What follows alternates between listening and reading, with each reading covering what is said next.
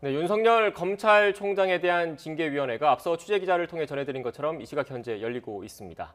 윤석열 총장 측은 징계위원회에 대한 기피 신청을 했는데 징계 심의 절차 꽤 긴 시간이 걸릴 것으로 전망되고 있습니다. 법률 전문가 두 분과 이야기 나눠보겠습니다. 전 더불어민주당 법률위 부위원장 현근택 변호사, 그리고 국민의힘 법률위 부위원장 윤기찬 변호사 나오셨습니다.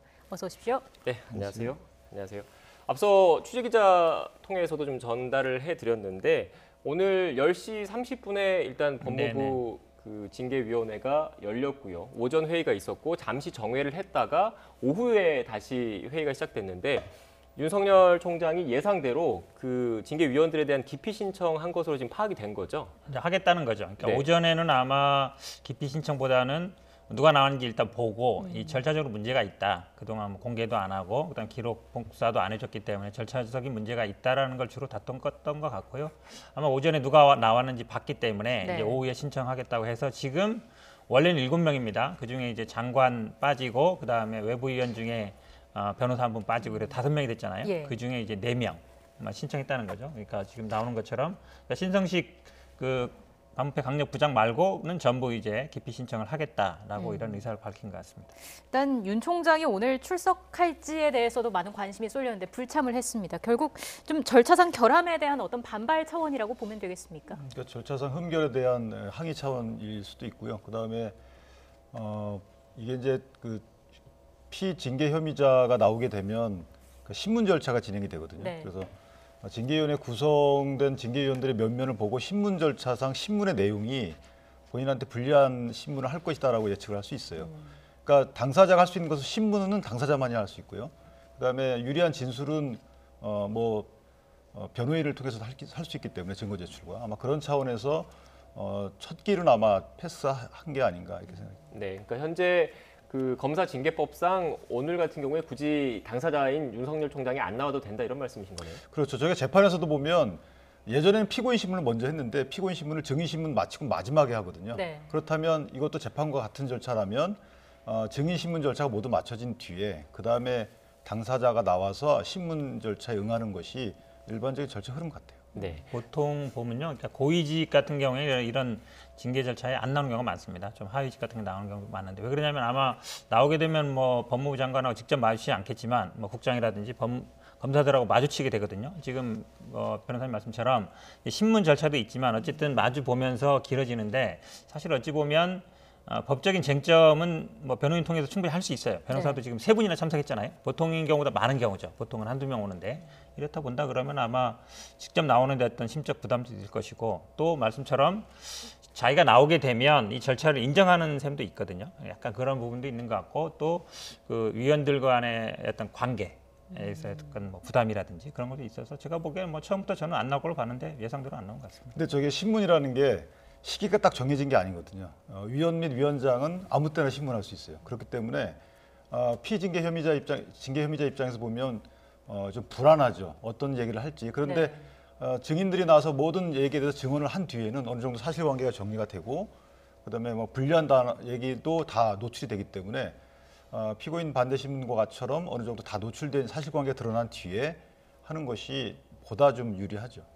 제가 보기에는요 아마 이거 오늘 징계 사유에서 그날 확인할 게 많을 거예요. 그러니까 아마 제 개인적인 생각입니다. 네. 변호사를 3분 정도 하면 한 분 정도는 아마 바로바로 소통할 수 있는 창구를 만들었을 것이다. 왜냐하면 징계위에서 나오는 확인 중에 다 할 수는 없거든요. 변호인이 다 할 수는 없어요. 그러면 아마 내용들을 교류할 정도도 필요한 것 같아서 그때 확인하거나 아니면 증인신문 사항이라든지 아마 오늘 아마 또 기피 여부 같은 것도 아마 수시로 이제 이렇게 얘기를 해야 될 텐데 네. 그런 뭐 또 소통 채널 어떤 그런 역할도 있을 것 같습니다. 네, 지금 징계위원회 구성 현황 나가고 있는데 사실 이 징계위원회 위원 명단이 조금 전에 오늘 처음으로 그 공개가 된 거지 않습니까? 그래서 이 면면에 대해서 한번 살펴볼 필요도 있을 것 같은데 아무래도 여권 쪽에 계시니까 지금 위원장으로 위원장으로 확정된 외부 위원을 포함해서 어떤 분들인지 좀 설명해 주시겠습니까? 일단 뭐 이영구 차관은 아다시피 이제 전 법무실장 하다가 이제 전 아마 법무부 차관이 그만두면서 이제 들어오신 거죠. 당연직입니다. 그다음에 이제 검사 2분이 하게 돼 있었는데요. 여기서도 사실 논란이 됐던 게 이제 법에는 그냥 검사 2분이라 돼 있었는데 언론이나 아니면 그동안 그래도 검찰총장 징계위원회인데 뭐 평검사가 들어갈 수는 없는 거 아니냐. 지난번에 이제 감찰할 때도 평검사가 뭐 들고 왔더니 어떻게 평검사 들고 왔냐 이래서 아마 검사장급이 돼야 되는 거 아니냐라고 보는데 좀 고민이 있었을 것 같습니다. 왜냐하면 대부분의 검사장급 이상 분들이 다 지난번에 그 이 징계 부분에 대해서 반대 성명서를 냈어요. 그러다 보니까 사실 심재철 검찰국장이나 신성식 방원패 강력부장 같은 경우에는 이제 예상은 됐었거든요. 근데 이제 들어간 것 같고요. 그다음에 원래는 이제 외부위원 3분인데 마지막에 한 분은 이제 변호사분은 아마 불참하신 것 같고 지금 정한중 교수는 이분은 또 변호사 자격이 있는 분이거든요. 네. 원래 변호사 한 분, 교수 한 분, 학식과 덕망 있는 분 한 분 이러는데 결국은 아마 이제 다 법조인들로 이루어지게 돼 있는 거죠. 그러니까 아마 그 정한중 교수가 변호사 자격도 있고 이러니까 위원장을 대리한 것 같고요. 안진 교수는 아마 정한준 교수도 다른 교수님하고 교체된 것 같습니다. 교체된 것 같고 안진 교수님 원래 있었던 분인 것 같고요. 그래서 이렇게 5분이 되는데 여기에 있어 아마 만약 기피가 되거나 이제 회피가 됐을 때 어떻게 했을 거냐 이 부분은 약간 논란이 있을 수 있어요. 그러니까 공무원 징계법은 보니까 이렇게 돼 있어요. 5명이 안 되면 만약에 예비위원을 넣게 돼 있어요. 만약에 한 6명이 나왔는데 2명이 기피가 됐다. 그래서 4명밖에 안 되잖아요. 네. 그럼 이제 숫자가 모자라니까 그런 경우에 5명 이상 출석 과반 찬성으로 돼 있더라고요. 예. 그러니까 그걸 넣기 위해서 예비위원을 넣게 돼 있는데 이 검사 징계법엔 그런 규정이 정확히 없어요. 그러니까 기피됐을 때 그런 논리상 보면 원래 7명의 과반 출석이 되면 4명이 돼야 되잖아요. 그럼 만약에 여기 5명인데 여기서 만약에 2명이 빠져버리면 4명이 안 되니까 예. 그러면 이제 예비위원을 1명 넣을 건지 아니면 기피할 때마다 예비위원을 넣을 건지 이 부분도 제가 보기에 좀 쟁점으로 남을 수 있는 것 같아서 그 논쟁도 제가 보기에 좀 치열해질 것 같습니다. 지금 이 5명 가운데 신성식 부장을 제외하고 나머지 4명에 대해서 기피 신청을 낸 거잖아요. 기피 신청이 오늘 징계위에서 커다란 변수가 될 수 있을 거라고 보시는지. 원래는 변수가 될 만한 요소죠. 예. 방금 말씀하셨지만 기피 신청을 의결된 분은 사건 심의와 의결에 관여하지 못하거든요. 그러면 정죽수에서 빠져야 돼요. 그렇기 때문에 징계위가 파행이 될 수도 있는 네. 사안이었는데 지금 면면을 보시면 징계위에서 기피 신청 여부를 결정하기 때문에 사실은 그렇게 될 확률은 적다. 그리고 가장 큰 문제가 저분들이 어떤 활동을 했는지 이것보다는 네. 언행이죠. 예를 들면은 위원장을 맡고 계신 분은 사실 윤석열 총장의 정치적 중립성에 대해서 단언을 하셨던 분이고 검찰청법 위반의 여지가 있다라고 말씀하신 분인데 더 큰 문제는 뭐냐면 구성의 시기예요. 원래는 임기가 3명이 임기제인데 지금 따지고 보면 1명만 임기로 돼 있고 나머지는 즉시 구성을 하신 분들이거든요. 그럼 징계를 청구해놓고 즉시 구성을 했다고 볼 수밖에 없어요. 법무장관이 또는 구성할 수 있는 대상이고 그렇다면 맞춤형 그러니까 징계 판사를 기소해놓고 거기에 맞는 분으로 맞춤형으로 선정했다라고밖에 볼 수 없어서 구성 시기 면에서도 보면 상당히 부적절한 면이 있다. 다만 이제 물론 저분들이 소신껏 하시겠지만 기피 여부에 대해서는 예를 들면은 정한중 그 교수에 대해서 기피 심사를 할 때는 나머지는 다 투표권이 있고요. 정한중 교수만 없는 겁니다. 그 다음에 심재철 검사장에 대해서 기피 신청에 대한 심리를 할 때는 심재철 부장만 투표권이 없고 나머지는 투표권이 있고 이런 식으로 하기 때문에 사실은 한 명도 기피 의결이 안 될 가능성도 있어요. 네, 지금 이 부분에 대해서도 지금 이 시간 현재 계속 경론이 좀 벌어질 것 같은데 좀 네. 지켜봐야 할 것 같고요. 앞서 징계위원회 그 예상 순서 관련된 그래픽이 준비되는 데를 한번 좀 띄워주십시오. 네.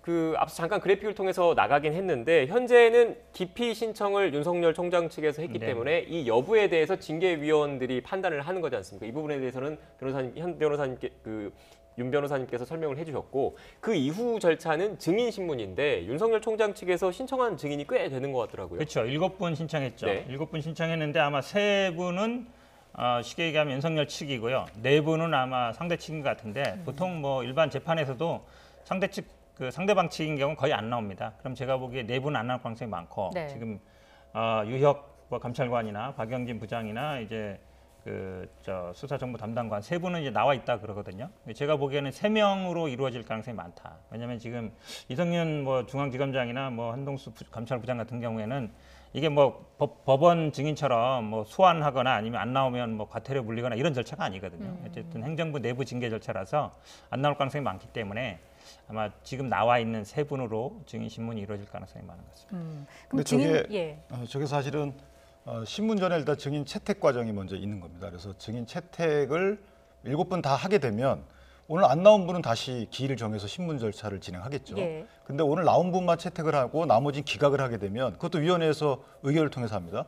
그렇게 되면 오늘 증인 신문이 다 마무리되게 되는 것이죠. 그럼 오늘 끝날 가능성이 커지는 것이고 만약에 증인 채택을 7분 다 하게 되면 오늘 안 나온 분까지 한 명이라도 하게 되면 네. 다음 기일을 지정하게 되겠죠. 그게 이제 증인 신문이 필요한 대상이 있으면 소환장을 보내는 그런 절차 등이 필요하기 때문에 추가 기일을 잡을 수도 있다라는 거죠. 그렇죠. 채택을 했는데 안 나왔기 때문에 한 번 더 소환해서 신문할 기회를 가져야 되겠죠. 네. 결국 어떻게 보면 오늘 사상 초유의 현직 검찰총장에 대한 징계위원회이기 때문에 지금까지 전례가 없어서 어떻게 이런 과정이 진행될지는 좀 지켜봐야 할 것 같고 또 이런 절차적인 문제를 저희가 지금 알아봤는데 또 징계위원회 내부에서 이게 과연 징계 사유가 되는지에 대한 쟁점 부분에 대해서도 경론이 좀 벌어질 것 같습니다. 이 6가지 혐의가 일단 적용이 된 것으로 파악되고 있는데 가장 큰 게 아무래도 일단은 뭐 사찰 문제겠죠. 법관 사찰 문제가 다 아시다시피 이제 징계라는 거는 뭐 형사처벌과 다른 문제입니다. 그러니까 품위 손상이라든지 아니면 직무를 게을리하거나 아니면은 뭐 징계라는 건 굉장히 넓은 부분이죠. 그러니까 꼭 이게 뭐 사찰에 해당된다 하지 않아도 적절하냐 안 하냐 이것도 판단할 것 같아요. 그러니까 아마 첫 번째 나온 거는 뭐 예를 들어서 검사 윤리 강령 문제죠. 사건 관계자 만나지 말아라. 그게 이제 언론사 사주의 문제고요. 네. 그다음에 이제 두 번째, 세 번째, 네 번째는 결국 감찰. 제가 보기에는 아마 감찰 부분 중에서 제일 큰 거는 마지막 부분에 감찰을 거부했다는 거. 이게 이제 감찰 사유인 것 같습니다. 이것도 보면 이제 감찰 그 규정이 있거든요. 거기 보면 감찰에 응하도록 돼 있어요. 협조하도록 돼 있고. 그다음에 이제 마지막은 이 정치적 중립에 대한 부분이 아마 이제 판사 사찰 문제인데요. 한 건 한 건 사실은 서로 굉장히 다툼이 많습니다. 예. 왜냐하면 예를 들어서 언론 사주 만났는데 뭐 왜 만나느냐 아니면 적절했느냐 안 했느냐 따질 것 같고요. 그다음에 뭐 사찰 문제 부분도 그게 과연 뭐 지시했느냐 안 했느냐 이런 부분 따질 것 같고 그래서 아마 하나하나 따지는데 그 증인들이 보면은 해당되는 증인들이 있어요. 그거 직접 왜냐하면 이 담당 그 수사 정보 담당 같은 경우는 그 문서를 작성하는 데 관여한 분이고 그다음에 채널 A 같은 경우에는 뭐 감사 담당했던 분도 있고 이러니까요. 그래서 아마 결국은 사실관계 확정하는 부분에 있어서 뭐 다툼이 치열할 걸로 보는데 그래도 제일 중요한 부분은 판사 사찰 문제, 그다음에 윤리 강령 문제, 네. 그다음에 감찰 거부 이 세 가지 정도가 제가 보기에 중요한 문제가 될 것 같습니다. 일단 이런 가운데 또 장외 대결도 상당히 뜨겁습니다. 꽃바구니, 근조, 화환 등의 사진들이 공개가 되면서 많은 관심도 모으고 있는데 사실 이런 모습들이 이게 정치 공방이라는 걸 더 보여주는 모습인 것 같기도 하고요. 어떻습니까? 일단 정치 이슈화돼 버렸죠. 검찰총장에 대한 징계 문제가 팬덤 정치 속으로 들어갔기 때문에 징계위원들이 상당히 아마 고심하게 될 요소 중에 하나인데 그것보다는 징계위원들은 어쨌든 양심에 따라서 소신에 따라서 징계 절차를 진행했으면 좋겠고 네. 여러 가지 사유가 있는데 사실은 뭐 감찰을 방해했다는 부분은 감찰을 안 받겠다고 한 적은 없어요. 방식이 먼저 감찰 사유가 뭔지를 밝혀달라고 했는데 그것에 대한 법무부가 밝히지 않았던 부분이고요. 그다음에 뭐 JTBC 사주를 만났다 그러는데 그것도 공무원 윤리강령 지침에 보면 해당되지 않는 부분이고 정치적 중립 문제는 국정감사장에 나와서 검찰총장이 나 정치 안 하겠습니다라고 밝힐 의무가 없어요. 근데 의무 위반이라고 할 수가 없는 것이죠. 부적절하긴 하더라도 그래서 징계 사유가 해당되지 않는 것이고 한명숙 총리 및 채널A 사건 관련 감찰 중단 문제는 대검감찰부장은 윤 총장 입장에서 보면 현재 부당한 감찰을 하게 되면 중지시킬 수 있는 법적 권한이 있거든요. 그래서 그 권한 행사가 적정했는지 여부는 별다른 문제더라도 그것을 징계 사유로 삼기 어렵다. 그래서 상당히 어려운 문제다 이렇게 생각합니다. 네, 두 분 변호사님께서 말씀하신 게 어떻게 보면 법무부와 그러니까 추미애 장관과 윤석열 총장 측이 각각 내세우는 그런 입장인 것 같습니다. 6가지 혐의를 놓고 서로 정반대의 이야기를 하고 있어서 지금 이 시각에도 경론이 좀 벌어질 것 같고요. 그렇다면 만약에 이 징계위원회에서 징계가 의결됐을 경우에 과연 어떤 징계를 받게 되는지도 사실 좀 궁금한데 징계 수위와 관련된 준비된 그래픽이 있는데 한번 보면서 설명을 좀 드리겠습니다. 일단 총 5개가 있는 것 같더라고요. 견책, 감봉, 정직, 면직, 해임인데 어떤 아무래도 감봉 이상부터 중징계라고 봐야 되겠습니까? 정직 이상이 정직 중징계인데 이상부터. 네. 제가 보기에는 아마 보통 징계를 저도 뭐 징계에 들어가보면요. 중징계를 할 건지 경징계를 할 건지 먼저 정합니다. 여기서 이제 중징계면 정직 이상으로 할 건지 그 이하로 할 건지 보통 예. 정하고 그 다음에 이제 중징계로 한다. 그러면 거기서 뭐 정직을 할 거냐, 면직을 할 거냐, 해임할 거냐. 근데 정직은 이제 1월에서 6월까지 돼 있기 때문에 지금 근데 윤 총장 임기가 내년 7월까지니까 한 7, 8개월 정도 남았죠. 그러니까 보통은 그 전에는 그러니까 면직하고 해임 차이는 뭐 직에서 잘리느냐 아니면 아예 이제 자르냐, 죄송합니다. 잘린다기보다는 이제 직에서 면직되느냐 아니면 해임되느냐인데 물론 연금이라든지 아니면 나중에 변호사 개업 이런 차이는 있지만 그건 중요한 건 아닌 것 같고요. 직을 그만둔다는 건 있는데 저는 뭐 중징계 가능성이 높다고 보고요. 그다음에 이제 감봉 이상인 경우에 대통령이 집행하게 돼 있습니다. 근데 중징계 중에서 어느 걸 결정할 것이냐 이 부분은 아마 제가 보기에 경론이 좀 될 것으로 보는데 결국은 만약에 정직 5개월, 6개월 하더라도 윤 총장이 만약에 집행정지를 하면 또 효력을 중지되는 거거든요. 예. 그러니까 결국은 중징계 이상 나왔을 때 집행정지가 받아들여지느냐 안 받아들이느냐 여기에서 제가 보기에 가장 큰 승부가 나올 것 같습니다. 윤 변호사님은 어떤 결과 예상하시는지? 이게 징계 의결 구조가 굉장히 독특합니다. 그러니까 과반이면 3명이잖아요. 깊이가 받아들이지 않는다고 보면 3명 이상이 이제 예를 들면 정직이면 정직이 3명 이상 나와야 되는 거예요. 근데 해임 1명, 정직 1명, 감봉 1명이다. 그럼 3명 합쳐야지만 이게 3명 과반이 넘잖아요. 예. 그럴 경우에 감봉으로 결정이 됩니다. 그렇기 때문에 지금 물론 면면을 보면은 뭐 그런 고민이 안 들 것 같지만 어쨌든 의견이 분분한 경우에는 가장 불리한 것부터 더해가 가지고 과반이 넘길 때 있는 징계 수준, 과반 넘길 때가 이런 견책이다. 네. 앞에 해임 2명 있다 하더라도 3명째가 견책뿐이 없고 나머지는 불문정결 하겠다 그러면 견책으로 결론나는 거예요. 그래서 상당히 이 부분은 저는 중징계 나올 가능성보다는 오히려 감봉 이하의 경징계 쪽으로 결론이 나지 않을까라고 생각을 하고요.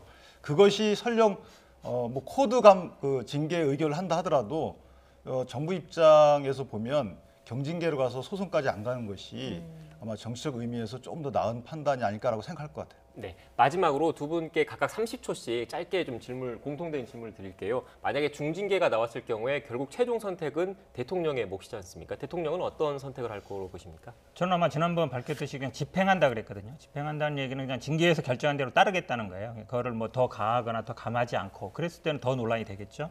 그러면 아마 제가 보기에는 그대로 따를 가능성이 높다라고 보고요. 물론 그때 이제 아마 지난번에 윤석열 총장이 대통령이 아무 말 없이 사인만 하면 내가 불복하겠다 그랬는데 대통령이 한마디 하면 따르겠다는 의미들이 있을 수 있어서 어느 정도 중징계가 되면 스스로 물러나는 방향으로 택하는 게 제가 보기에 논란을 좀 그나마 좀 최소화시키는 방법이 아닌가라고 보고 있습니다. 예. 그 대통령은 법에도 보면 징계 집행권자이기 때문에 징계를 집행할 시기를 조율할 수 있어요. 늦게 집행하거나. 그런데 집행하지 않는 것은 재량이 없다고 보고 사인을 언제 하느냐의 문제 아닐까 싶습니다. 네, 알겠습니다. 지금 이 시각 징계위원회가 열리고 있기 때문에 관련된 내용은 이어진 뉴스에 또 전해드리겠습니다.